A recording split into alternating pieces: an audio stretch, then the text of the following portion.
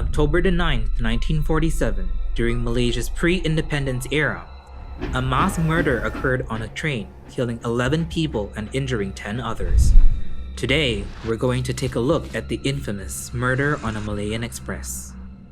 Mataram bin Sa'al, or Uto, was convicted of stabbing and killing 4 men from the British Army, 2 men, 2 elderly women, and even 3 children, on top of wounding 10 others. Originally from Indonesia, 30-year-old Uto owned a farm in Parit 6, Perak. He wanted to return to his home in Indonesia, so he sold his house and farm for 200 straight dollars and took his wife and children on a train to Singapore.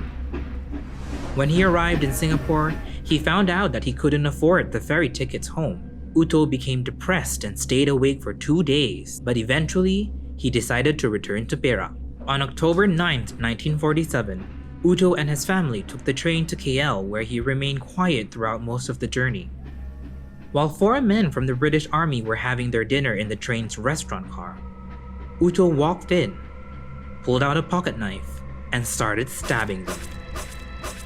After the train made an emergency stop, Uto jumped off and disappeared into the jungle.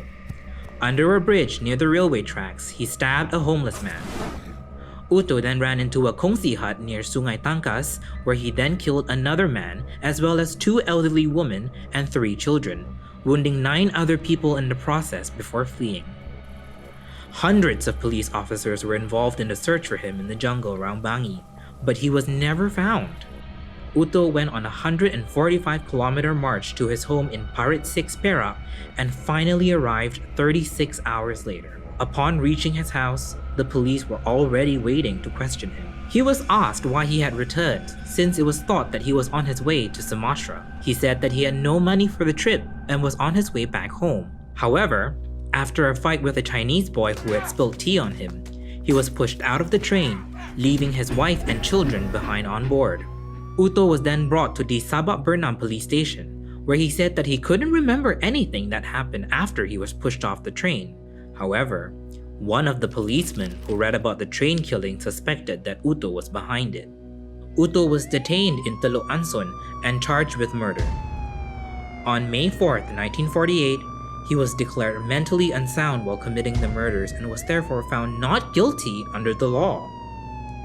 In the end, he was admitted into Tanjung Rambutan Hospital, where he spent the rest of his life. Are you a fan of digging up stories of Malaysia's underworld? Like, share, and subscribe to our videos and let us know what cases you'd like us to feature next.